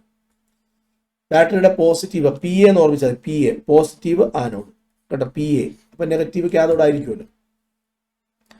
അപ്പം മോൾട്ടൺ NaCl എന്ന് വെച്ചാൽ ഉരുകിയ NaCl നമ്മൾ കറണ്ട് കടത്തി വിടുമ്പോൾ ഇത് Na+ഉം Cl- ആയിട്ട് ഡിസോസിയേറ്റ് ചെയ്യും. എന്നിട്ട് Na+ എങ്ങോട്ടേക്ക് മൂവ് ചെയ്യും? നെഗറ്റീവ് ചാർജുള്ള ഭാഗത്തേക്ക്, അതായത് കാഥോഡിലേക്ക് മൂവ് ചെയ്യും. Cl- എങ്ങോട്ടേക്ക് മൂവ് ചെയ്യും? ആനോഡിലേക്ക് മൂവ് ചെയ്യും. അപ്പൊ 2 പേർക്ക് മൂവ് ചെയ്യണം. ഈ മൂവ് ചെയ്യുന്ന പരിപാടിയാണ് മൈഗ്രേഷൻ എന്ന് പറയുന്നത്. മൈഗ്രേഷൻ. രണ്ടാമത്തെ പരിപാടി, ഇലക്ട്രോലൈസിസിലെ രണ്ടാമത്തെ പരിപാടി മൈഗ്രേഷനാണ്. അപ്പം കാഥോഡിലോട്ട് ആര് മൂവ് ചെയ്യും? കാഥോഡിന്റെ ചാർജ് എന്താ? നെഗറ്റീവാണ്. നെഗറ്റീവ് ചാർജ് ഉണ്ടെങ്കിൽ ആരായിരിക്കും മൂവ് ചെയ്യുക? Na+ മൂവ് ചെയ്യും. എന്തിനാണ് Na+ നെഗറ്റീവ് ചാർജുള്ള കാഥോഡിലേക്ക് മൂവ് ചെയ്യുന്നത്? Na+, പ്ലസ് എന്ന് പറയുന്നത് എന്താ അർത്ഥം? ചാർജ്. അപ്പൊ ഈ ചാർജ് കളയണമെങ്കിൽ ഒരു ഇലക്ട്രോണിനെ വാങ്ങണം. അപ്പോൾ അത് Na ആയി മാറും. അപ്പൊ എന്താ സംഭവിച്ചത്? Na+ന് ചാർജ് ഉണ്ടായിരുന്നു, Na-ക്ക് ചാർജ് ഇല്ല. ചാർജ് നഷ്ടപ്പെടുത്താനാണ് എവിടെ പോയത്? കാഥോഡിലോട്ട് Na+ പോയത്. അപ്പൊ ആനോഡിലേക്ക് ആര് മൂവ് ചെയ്യും? Cl- മൂവ് ചെയ്യും. Cl- എന്തിനാണ് ആനോഡിലേക്ക് പോണത്? ചാർജ് കളയാൻ. Cl- എങ്ങനെയായിരിക്കും ചാർജ് കളയുക? ആനോഡിൽ പോയിട്ട് ഒരു ഇലക്ട്രോണിനെ അങ്ങ് കളയും. Cl ഒരു നോൺ മെറ്റൽ ആയതുകൊണ്ട് ഒരു Cl ആയിട്ട് മോളിക്യൂളിന്റെ ഫോമിൽ എഴുതാവും, 2 എന്ന് എഴുതാവും. അപ്പൊ ഇവിടെ 2 കൊടുക്കണം, അപ്പോൾ ഇവിടെ 2 ആവും. കണ്ടോ, അവിടെ കുഴപ്പമില്ല, അത് മെറ്റൽ ആയതുകൊണ്ട് നമുക്ക് Na2 എന്ന് എഴുതണ്ട, Na എന്ന് എഴുതിയാൽ മതി. അപ്പൊ ഇവിടെ എന്ത് സംഭവിച്ചു? ആനോഡിൽ ആരെ കിട്ടും? ആനോഡിൽ ക്ലോറിൻ എന്ന് പറയുന്ന ഗ്യാസിനെ കിട്ടും. ക്ലോറിൻ ക്ലോറിൻ ക്ലോറിൻ ആനോഡിൽ ക്ലോറിൻ ഫോം ചെയ്യും. കാഥോഡിൽ എന്ത് ഡെപ്പോസിറ്റ് ചെയ്യും? ഇത് ക്ലോറിൻ ഗ്യാസ് ആയതുകൊണ്ടാണ് ഇതിലേക്കൂടെ ലിബറേറ്റ് ചെയ്യുന്നത്. സോ ഇവിടെ എന്ത് കിട്ടും? സോഡിയം കിട്ടും. കണ്ടോ, ഇങ്ങനെ റിയാക്ഷൻ നടക്കും. ഇതാണ് ഇലക്ട്രോലൈറ്റിക് സെല്ലിനകത്ത് നടക്കുന്ന റിയാക്ഷൻ. ക്ലിയർ ആണ്, വ്യക്തമായി മനസ്സിലാവുന്നുണ്ട്. അപ്പോൾ ആനോഡിലും കാഥോഡിലും റിയാക്ഷൻ നടന്നു. നമുക്ക് NaCl 2 പാർട്ടായി മാറി. NaCl-നകത്തെ മെറ്റല് Na എന്ന് പറയുന്ന സാധനത്തെയും Na എവിടെ കിട്ടിയത്? കാഥോഡിൽ കിട്ടി. കാഥോഡിൽ Na കിട്ടി. ആനോഡിൽ നോൺ മെറ്റലായിട്ടുള്ള ക്ലോറിനെ നമ്മൾ ആനോഡിലും നമുക്ക് ഉണ്ടാക്കിയെടുക്കാൻ കഴിഞ്ഞു. ഇങ്ങനെ ഒരു സബ്സ്റ്റൻസിൽ നിന്നും മെറ്റലിനെയും നോൺ മെറ്റലിനെയും സെപ്പറേറ്റ് ചെയ്യാൻ നമുക്ക് ഇലക്ട്രോലൈസിസ് ഉപയോഗിക്കാം. അപ്പൊ ഇലക്ട്രോലൈസിസിന്റെ ഉപയോഗം എന്താണെന്ന് ചോദിച്ചാൽ നമ്മൾ പറയണം, ഒരു സബ്സ്റ്റൻസിൽ നിന്നും മെറ്റലിനെയും നോൺ മെറ്റലിനെയും സെപ്പറേറ്റ് ചെയ്യാൻ വേണ്ടിയിട്ട് ഉപയോഗിക്കാം. ക്ലിയർ ആണ്? ഓക്കെ, ഇനി ഞാനൊരു കാര്യം ചോദിക്കട്ടെ. നമ്മൾ NaCl-ലൂടെ കറണ്ട് കടത്തി വിട്ടല്ലോ ഇപ്പോൾ ഇലക്ട്രോലൈറ്റിക് സെല്ലിൽ. അപ്പൊ NaCl എന്തായി മാറി? Na+ ആയി, Cl- ആയി. ഈ പ്ലസ് ചാർജ് ഉള്ളവനെ വിളിക്കുന്ന പേരാണ് കാറ്റയോൺ. ഈ മൈനസ് ചാർജ് ഉള്ളവനെ വിളിക്കുന്ന പേരാണ് ആനയോൺ. ഈ കാറ്റയോൺ എങ്ങോട്ട് പോയി? കാഥോഡിലോട്ട് പോയിട്ട് അവൻ എന്തായി മാറി? Na. യവൻ എങ്ങോട്ട് പോയി? ആനോഡിലോട്ട്. ഈ ആനോഡിലോട്ട് പോയിട്ട് അവൻ എന്തായി മാറി? ക്ലോറിൻ. കണ്ടോ? അപ്പോ ഇത് കാറ്റയോൺ, ഇത് ആനയോൺ. കാറ്റയോൺ കാഥോഡിൽ പോയിട്ട് Na ആയി, ആനയോൺ ആനോഡിൽ പോയിട്ട് നോൺ മെറ്റലായി മാറി. ക്ലിയർ ആണ്? ഇനി നമ്മൾ പറയാൻ പോകുന്നത് electrolysis of molten sodium chloride. നമ്മളിപ്പോൾ പറഞ്ഞ സാധനമാണ്. NaCl എടുത്തു, കറണ്ട് കടത്തി വിട്ടു. കറണ്ട് കടത്തി വിടാൻ വേണ്ടിയിട്ട് NaCl-നെ മോൾട്ടൺ ഉരുകിയ NaCl-നെ ഒരു ബീക്കറിനകത്ത് എടുക്കണം. ഇതേപോലത്തെ 2 ഇലക്ട്രോഡുകൾ മുക്കി വെക്കണം. ഒന്നിനെ ബാറ്ററിയുടെ പോസിറ്റീവുമായും ഒന്നിനെ ബാറ്ററിയുടെ നെഗറ്റീവുമായിട്ടും കണക്ട് ചെയ്യണം. എന്നിട്ട് ഇലക്ട്രിസിറ്റി കടത്തി വിടുമ്പോൾ അതിനകത്ത് 2 അയോൺസ് ഫോം ചെയ്യും. കാറ്റയോൺ ആണ് Na+, ആനയോൺ ആണ് Cl-. കാറ്റയോൺ എങ്ങോട്ട് പോകും? കാഥോഡിൽ പോയിട്ട് ഇലക്ട്രോണിനെ വാങ്ങും. യവൻ ഇലക്ട്രോണിനെ കളയും. എന്നിട്ട് സോഡിയവും ക്ലോറിനുമായിട്ട് ആനോഡിലും കാഥോഡിലും ഫോം ചെയ്യും. ഇനി നമുക്ക് പറയാനുള്ളത് electrolysis of sodium chloride solution. Sodium chloride solution എന്ന് പറയുമ്പോൾ സോഡിയം ക്ലോറൈഡും ഉണ്ട്, വാട്ടറും ഉണ്ട്. നേരത്തെ ആണെങ്കിൽ മോൾട്ടൺ NaCl ആയിരുന്നു, അതിനകത്ത് സോഡിയം ക്ലോറൈഡ് മാത്രമേ ഉള്ളൂ. ഇവിടെ സോഡിയം ക്ലോറൈഡും ഉണ്ട്, വാട്ടറും ഉണ്ട്. അവിടെ നമ്മൾ എന്ത് ചെയ്യണം? അവിടെ നമ്മൾ ചെയ്യേണ്ടത് സോഡിയം ക്ലോറൈഡിനെ വെള്ളത്തിൽ കലക്കിയിട്ട് ബീക്കറിൽ എടുക്കണം. എന്നിട്ട് ഇതിനകത്തൂടെ ഇലക്ട്രിസിറ്റി കടത്തിവിടണം. അപ്പൊ ഈ പറയുന്ന ഇത്രയും അയോൺസ് ഉണ്ടാവും. എന്തൊക്കെയാ ഉണ്ടാവുന്നത്? Na+ ഉണ്ടാവും, Cl- ഉണ്ടാവും, H3O+ ഉണ്ടാവും, OH- ഉണ്ടാവും, H2O ഉണ്ടാവും. ഇത്രയും സാധനങ്ങൾ ഫോം ചെയ്യും. Which are the ions attracted to the positive electron? Positive ഇലക്ട്രോണിലേക്ക് ആരെല്ലാം പോകാൻ ചാൻസ് ഉണ്ട്? Cl- OH- പോകാൻ ചാൻസ് ഉണ്ട്. എന്നാൽ നെഗറ്റീവ് ഇലക്ട്രോണിലേക്ക് ആരൊക്കെ പോകാം? Na+ പോകാൻ ചാൻസ് ഉണ്ട്, H3O+ പോകാൻ ചാൻസ് ഉണ്ട്. ഇതിനെ ഹൈഡ്രോണിയം അയോൺ എന്നാ പറയുന്നത്. പക്ഷേ ഇതിൽ ഡെപ്പോസിറ്റ് ചെയ്യണമെങ്കിൽ ഒരാൾക്കേ പറ്റുള്ളൂ. ഒന്നിയിൽ യവൻ അല്ലെങ്കിൽ യവൻ. ഇവിടെ Cl- പ്രത്യേകത പോസിറ്റീവ് ചാർജുള്ള ഭാഗത്തേക്കാണ് പോയിട്ടുള്ളത്. അതെന്താണ്? പോസിറ്റീവ് ചാർജുള്ള ഭാഗത്ത് എന്താ പറയുക? ആനോഡ് അല്ലെ? പോസിറ്റീവ് ചാർജുള്ള ഭാഗത്ത് എന്ത് പറയും? ആനോഡ് എന്ന് പറയും. ആനോഡിലേക്ക് ആരാ പോയത്? Cl-, OH- പോയി. ഇവിടെ ഇലക്ട്രോണിനെ കളയാനാണ് ഇവർ രണ്ടുപേരും ആനോഡിലോട്ട് പോയത്. ഇലക്ട്രോണിനെ കളയുമ്പോൾ ശ്രദ്ധിക്കേണ്ട കാര്യം, ഇവർക്ക് ആർക്കാണോ പെട്ടെന്ന് ഇലക്ട്രോണിനെ കളയാനുള്ള ടെൻഡൻസി ഉള്ളത്? Cl-നാണുള്ളത്. അതുകൊണ്ട് Cl- മാത്രമേ ആനോഡിൽ ഡെപ്പോസിറ്റ് ചെയ്യപ്പെടൂ. As compared to OH-, electron releasing tendency is more in the case of Cl-. So Cl- can loses electron to form Cl. ഇവിടെ Cl- OH- ആനോഡിലേക്ക് പോകുമെങ്കിലും Cl- പെട്ടെന്ന് ഇലക്ട്രോണിനെ കളയാൻ കഴിയുന്ന ഒരു കഴിവുള്ളത്. അപ്പോൾ OH- അവിടെ ഇരിക്കും. Cl- മാത്രമേ മൂവ് ചെയ്യൂ എവിടോട്ട്? ആനോഡിലോട്ട്. എന്നിട്ട് അവിടെ പോയി Cl- ഇലക്ട്രോണിനെ കളഞ്ഞിട്ട് Cl ആയി മാറും. ക്ലിയർ ആണോ? അപ്പൊ ആരായിരിക്കും കാഥോഡിലേക്ക് മൂവ് ചെയ്യുന്നത്? കാഥോഡിൽ അവർ രണ്ടുപേരുണ്ട്. ഇവർ രണ്ടുപേരെക്കാളും നമ്മൾ വേറൊരാൾ ഇവിടെ പറഞ്ഞിട്ടുണ്ട്, വാട്ടർ. വാട്ടറിനാണ് ഇലക്ട്രോണിനെ വാങ്ങാനുള്ള ടെൻഡൻസി ഉള്ളത്. ഇലക്ട്രോണിനെ വാങ്ങാനുള്ള ടെൻഡൻസി വാട്ടറിനാണ് കൂടുതലായിട്ടുള്ളത്.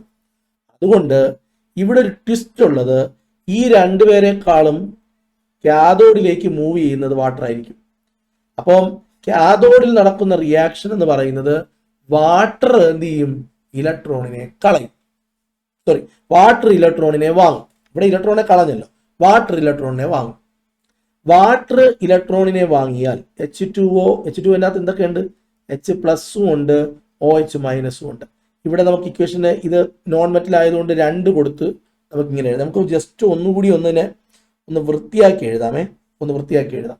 അപ്പോൾ സോഡിയം ക്ലോറൈഡ് സൊല്യൂഷൻ എന്ന് പറയുമ്പോൾ അതിനകത്തൂടെ ഇലക്ട്രിസിറ്റി കടത്തി വിടുമ്പോൾ ഇത്രയും അയോൺസ് ഫോം ചെയ്യും. അതിൽ പോസിറ്റീവ് പാർട്ടിലോട്ട് മൂവ് ചെയ്യണത് Cl- OH- ആയിരിക്കും. ഇതിൽ ഇലക്ട്രോൺ കളയാനുള്ള ടെൻഡൻസി കൂടുതലുള്ളത് ക്ലോറിൻ ആയതുകൊണ്ട് ക്ലോറിനാണ് എങ്ങോട്ടേക്ക് മൂവ് ചെയ്യണത്? ആനോഡ് പോസിറ്റീവ്, അതെ, ആനോഡിലേക്ക് മൂവ് ചെയ്യണത്. Cl- അവിടെ ചെന്നിട്ട് ഇലക്ട്രോണിനെ കളഞ്ഞിട്ട് Cl ആയി മാറും. 2 കൊടുത്താലേ ഇവിടെ നമുക്ക് ഇങ്ങനെ എഴുതാൻ പറ്റൂ. ഓക്കെ, ഇനി കാഥോഡിലേക്ക് പോകണം.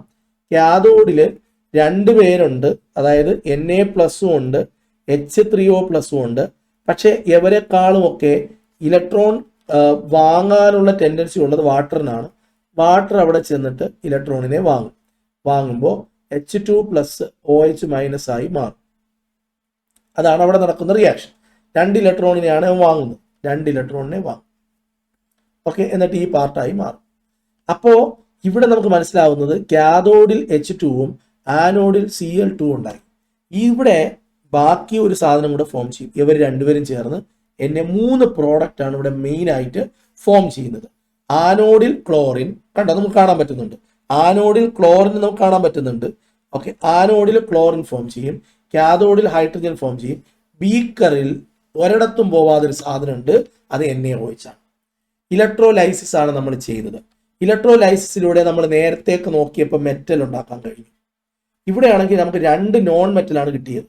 നോൺ മെറ്റലുകളെ ഉണ്ടാക്കിയെടുക്കാൻ ഇലക്ട്രോലൈസിസ് ഉപയോഗിക്കാം. അതേപോലെ ഇതൊരു സബ്സ്റ്റൻസ് ആണ്, ഒരു കോമ്പൗണ്ട് ആണ്. ഒരു കോമ്പൗണ്ട് ഉണ്ടാക്കിയെടുക്കാനും ഇലക്ട്രോലൈസിസ് ഉപയോഗിക്കാം. ഇതാണ് ഇലക്ട്രോലൈസിസിന്റെ പ്രത്യേകത. ഇലക്ട്രോലൈസിസ് ഉപയോഗിച്ച് പ്രൊഡക്ഷൻ ഓഫ് മെറ്റൽ നടത്താം.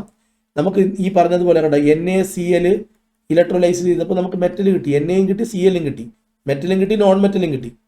പ്രൊഡക്ഷൻ ഓഫ് കോമ്പൗണ്ട് നമുക്ക് ഇപ്പോൾ NaOH കിട്ടിയത് നമ്മൾ കണ്ടു, കോമ്പൗണ്ട്. അതേപോലെ പൊട്ടാസ്യം ഹൈഡ്രോക്സൈഡോ അതേപോലെ വേറെ എന്ത് സാധനം വേണമെങ്കിലും ഇതേപോലെ കോമ്പൗണ്ട് നമുക്ക് ഉണ്ടാക്കിയെടുക്കാം. പിന്നെ പ്രൊഡക്ഷൻ ഓഫ് മെറ്റലിനകത്ത് നമ്മൾ പറഞ്ഞു മെറ്റലുകളെ പ്യൂരിഫൈ ചെയ്യുമല്ലോ ഓറിന്ന്. അങ്ങനെ പ്യൂരിഫൈ ചെയ്യുമ്പോൾ മെറ്റലുകൾക്ക്, അത് ഓറിനകത്തുള്ള മെറ്റലുകളെ പ്യൂരിഫൈ ചെയ്യാൻ വേണ്ടിയിട്ട് നമുക്ക് ഇലക്ട്രോലൈസിസ് ടെക്നിക്ക് ഉപയോഗിക്കാം. എന്താണ് ഇലക്ട്രോപ്ലേറ്റിംഗ്? ഒരു മെറ്റലിന്റെ പുറത്ത് ഓക്കെ വേറൊരു മെറ്റലിനെ നമ്മൾ ചേർക്കും. ഇതൊരു മെറ്റലാണ്. ഓക്കെ, ആ മെറ്റലിന്റെ പുറത്ത് നമ്മൾ വേറൊരു മെറ്റലിനെ പൂശും. ഈ പരിപാടിയെ വിളിക്കുന്ന പേരാണ് ഇലക്ട്രോപ്ലേറ്റിംഗ്. സാധാരണ ഗതിയിൽ സിങ്ക് വെച്ച് പൂശാറുണ്ട്. ഇപ്പം ഇതിനകത്തിരിക്കുന്ന ഇരുമ്പാണ്, ഇരുമ്പ് തുരുമ്പ് പിടിക്കും. അതുകൊണ്ട് നമ്മൾ സിങ്ക് വെച്ച് നമ്മൾ ഇതിനെ കവർ ചെയ്യുന്നു എന്നിരിക്കട്ടെ. സിങ്ക് മോർ റിയാക്റ്റീവ് മെറ്റലാണ്. എപ്പോഴും ഒരു മെറ്റലിന്റെ പുറത്ത് നമ്മൾ വേറൊരു മെറ്റലിനെ വെക്കുമ്പോൾ ശ്രദ്ധിക്കാനുള്ളത് മോർ റിയാക്റ്റീവ് മെറ്റലെ അതിന്റെ പുറത്ത് പ്ലേറ്റ് ചെയ്യാവും. അപ്പൊ ഈ മെറ്റല് നശിക്കും, ഇതിനകത്തിരിക്കുന്ന മെറ്റല് വളരെ സേഫ് ആയിട്ടിരിക്കുകയും ചെയ്യും. സിങ്ക് വെച്ചാണ് നമ്മൾ പ്രൊട്ടക്ട് ചെയ്യുന്നതെങ്കിൽ അതിനെ വിളിക്കുന്ന പേരാണ് ഗാൽവനൈസേഷൻ. ഇവിടെ എന്തായിരിക്കും ഇതിന്റെ കെമിസ്ട്രി എന്ന് ചോദിച്ചാൽ നമുക്കറിയാം. ഇവിടെ നമ്മളിപ്പോൾ എന്താ ചെയ്തിരിക്കുന്നത്? നമ്മളിവിടെ ചെയ്തിരിക്കുന്നത് എന്ന് പറയുന്നത് മോർ റിയാക്റ്റീവ് മെറ്റലിനെ പുറത്തു കൊടുത്തു, ലെസ് റിയാക്റ്റീവ് മെറ്റലിനെ അകത്ത് വെച്ചു. അപ്പൊ മോർ റിയാക്റ്റീവ് മെറ്റൽ എന്ത് ചെയ്യും? ഇലക്ട്രോണിനെ കളഞ്ഞ് Zn2+ +2 ഇലക്ട്രോണായി മാറും. ഇതിങ്ങനെ നശിച്ചുകൊണ്ടേയിരിക്കും. എവന് ഈ സിങ്കിന് ഓക്സിഡേഷൻ സംഭവിച്ചുകൊണ്ടേയിരിക്കും. സിങ്ക് നശിക്കും. സിങ്ക് കംപ്ലീറ്റ് ആയിട്ട് നശിച്ചു കഴിയുമ്പോൾ നമ്മൾ വേറെ പ്ലേറ്റ് ചെയ്ത് കൊടുത്താൽ മതി. മനസ്സിലായോ? ഇതാണ് ഇലക്ട്രോ പ്ലേറ്റിംഗ് എന്ന് പറയുന്നത്. ഇപ്പൊ ഞാനിവിടെ ഇലക്ട്രോ പ്ലേറ്റിങ്ങിന്റെ ഒരു ആപ്ലിക്കേഷൻ എടുക്കുകയാണ്. എൻ്റെ അടുത്തൊരു ഇരുമ്പ് വളയമുണ്ട്. ഇരുമ്പ് വള. ഇപ്പുറത്ത് ഞാൻ കോപ്പർ എടുത്ത് വെച്ചിട്ടുണ്ട്. കോപ്പർ, ചെമ്പ്. എനിക്ക് ഈ ഇരുമ്പ് വളയുടെ പുറത്ത് കോപ്പർ പൂശണം. അപ്പൊ ഞാൻ എന്ത് ചെയ്യണമെന്ന് ചോദിച്ചു കഴിഞ്ഞാൽ, നമുക്ക് പ്യൂറായിട്ടിരിക്കുന്ന മെറ്റലിനെ ആനോഡ് ആക്കണം. ആനോഡ് എപ്പോഴും പോസിറ്റീവ് ആണ്. PA എന്ന് ഓർമ്മിച്ചാൽ മതി. PA പോസിറ്റീവ് ആനോഡ് കേട്ടോ. PA. അപ്പം നമുക്ക് പ്യുവർ കോപ്പർ ഉണ്ട്, പ്യുവർ ആയിട്ടുള്ള ചെമ്പുണ്ട്. അതിനെ ബാറ്ററിയുടെ പോസിറ്റീവിൽ കണക്ട് ചെയ്തു. നമുക്ക് ആരിലാണോ നമുക്ക് ചെമ്പ് പൂഷ് ചെയ്യേണ്ടത് അതിനെ ബാറ്ററിയുടെ നെഗറ്റീവുമായിട്ട് കണക്ട് ചെയ്യണം. അതാണ് ക്യാഥോഡ്. ഇത് ആദ്യം പഠിക്കണം. ഇത് പക്കയായിട്ട് പഠിച്ചാലേ ഈ ചോദ്യം നമുക്ക് അറ്റൻഡ് ചെയ്യാൻ പറ്റൂ. ഓക്കെ. അപ്പൊ ഏത് മെറ്റലിനെയാണോ നമുക്ക് പൂഷ് ചെയ്യേണ്ടത് അവനാണ് ആനോഡ്. ഏതിലോട്ടാണോ പൂഷ് ചെയ്യേണ്ടത് അതാണ് ക്യാഥോഡ്. എന്നിട്ട് ഇപ്പൊ നമുക്ക് കോപ്പറാണ് പൂഷ് ചെയ്യേണ്ടതെങ്കിൽ ഇവിടെ കോപ്പർ സൾഫേറ്റ് സൊല്യൂഷൻ എടുക്കണം. ഈ ബീക്കറിനകത്ത് കറണ്ട് കടത്തിവിടണം. വേറെ ഒന്നും ചെയ്യേണ്ട, കറണ്ട് കടത്തിവിടണം.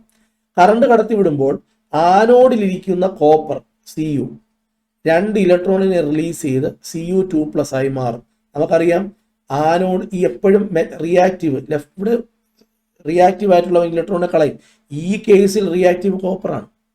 പ്യുവർ കോപ്പർ 2 ഇലക്ട്രോണിനെ കളഞ്ഞ് Cu2+ ആവും. ആ Cu2+ നേരെ ഈ സൊല്യൂഷനിലോട്ട് വരും. എന്നിട്ട് നേരെ ഈ വളയത്തിലോട്ട് പോകും. ആ വളയത്തിൽ പോയി അവിടെ നിന്ന് 2 ഇലക്ട്രോണിനെ വാങ്ങും. ഈ ഇലക്ട്രോൺ ഉണ്ടല്ലോ, ആദ്യം ഈ കോപ്പർ കളഞ്ഞ ഇലക്ട്രോൺ ഈ OR-ലൂടെ നേരെ ഇപ്പുറത്ത് വരും. അവിടെ ചെന്നത് വാങ്ങും. അത് കോപ്പറായി. അപ്പൊ ഇവിടുത്തെ കോപ്പർ ഈ Cu2+ അവിടെ പോയി ഇലക്ട്രോണിനെ വാങ്ങിയിട്ട് ഈ ബാങ്കിളിന്റെ പുറത്തങ്ങ് പറ്റിപ്പിടിക്കും. സിമ്പിൾ പരിപാടിയാണ്.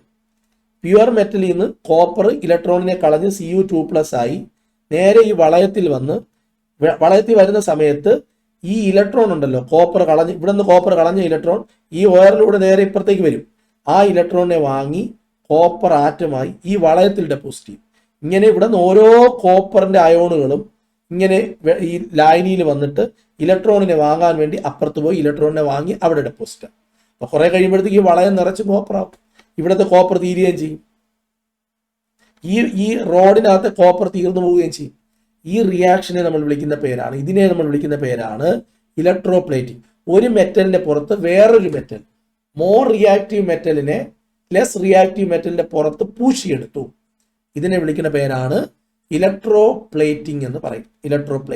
ഇലക്ട്രോ പ്ലേറ്റിംഗ് ചെയ്യുമ്പോൾ ഇപ്പൊ നമുക്ക് വെള്ളിയാണ് പൂശേണ്ടത് എങ്കിൽ അവിടെ ബീക്കറിനകത്ത് ഇപ്പൊ ഇവിടെ ഇത് നമുക്ക് ഇവിടെ വെള്ളി എടുക്കുക, ഏജ്. ഇവിടെ നമുക്ക് വളയമുണ്ട് അല്ലെ. ഇതിനെ ബാറ്ററിയുടെ പോസിറ്റീവിൽ കണക്ട് ചെയ്യാം അല്ലെ. പോസിറ്റീവാണ് ആനോഡ് എന്ന് പറയുന്നത് അല്ലെ. ഇപ്പം നമ്മൾ നേരത്തെ ഇവിടത്തേൽ കണ്ടു കേട്ടോ. നമ്മൾ ഏതിനെയാണോ എടുക്കേണ്ടത് ഇവിടെ ആനോഡ്. അപ്പം നമ്മളിവിടെ സിൽവർ എടുത്തു. ഇവിടെ നമുക്ക് റിംഗ് എടുക്കാം. ഇത് പോസിറ്റീവ്, ഇത് നെഗറ്റീവ്. ഇത് ആനോഡ്. ഇവിടെ സിൽവർ എടുക്കുക. ഇവിടെ എന്ത് ചെയ്യണം? വളയം എടുക്കണം, റിംഗ് എടുക്കണം. ഇത് കാഥോഡ്. ഇതിനകത്ത് എടുക്കുന്ന സൊല്യൂഷൻ എന്ന് പറയുന്നത് silver nitrate solution, sodium cyanide solution ഇതായിരിക്കണം. ഇനി സ്വർണ്ണമാണ് എടുക്കണമെങ്കിൽ ഈ സൊല്യൂഷൻ എടുക്കണം. അതൊന്ന് പഠിച്ചു വെച്ചേക്കണം കേട്ടോ. ഇങ്ങനെ നമുക്ക് ഓർണമെന്റുകൾ നമ്മൾ ഈ കണ്ടില്ലേ, ഇമിറ്റേറ്റിംഗ് ഗോൾഡ് എന്നൊക്കെ പറഞ്ഞിട്ട് അല്ലെ, മുക്കുബണ്ണങ്ങൾ ഇതൊക്കെ നിർമ്മിക്കുന്നത് ഈ മെത്തേഡ് വഴിയാണ്. അതുപോലെ തന്നെ chromium plated handle bars, silver plated utensils, നമ്മൾ വീട്ടിലൊക്കെ ഉപയോഗിക്കുന്ന വില കൂടിയ പാത്രങ്ങളൊക്കെ ഉണ്ടാക്കുന്നത് ഈ ഇലക്ട്രോ പ്ലേറ്റിംഗ് വഴിയാണ്. അതുപോലെ തന്നെ ചില വാഹനങ്ങളുടെയൊക്കെ പാർട്ടുകൾ ഉണ്ടാക്കിയെടുക്കുന്നത് ഇങ്ങനെയായിരിക്കും. ഓക്കെ. ഈ ചാപ്റ്ററിലെ ഒരു സംഗതി പോലും നമ്മൾ വിട്ടുപോയിട്ടില്ല. നിങ്ങൾക്ക് വരാനിരിക്കുന്ന പരീക്ഷ, ഈ ആഴ്ച നടക്കുന്ന കെമിസ്ട്രി പരീക്ഷയിൽ ഈ ചാപ്റ്ററിനകത്ത് 2 ചോദ്യങ്ങളുണ്ടാവും. ഈ ക്ലാസ് ഒന്ന് സ്കിപ്പ് ചെയ്യാതെ കണ്ട ആള് 2 ചോദ്യങ്ങളുടെ ഉത്തരം എഴുതും. അത് എത്ര ബുദ്ധിമുട്ട്, കെമിസ്ട്രിക്ക് ബുദ്ധിമുട്ട് പറയുന്ന ആളാണെങ്കിലും ഈ ഒരു ക്ലാസ് കൊണ്ട് നിങ്ങൾക്ക് ആ 2 അല്ലെങ്കിൽ ചിലപ്പോൾ 3 ചോദ്യങ്ങളുടെ ഉത്തരം എഴുതാൻ കഴിയും. നമുക്ക് വീണ്ടും കാണാം.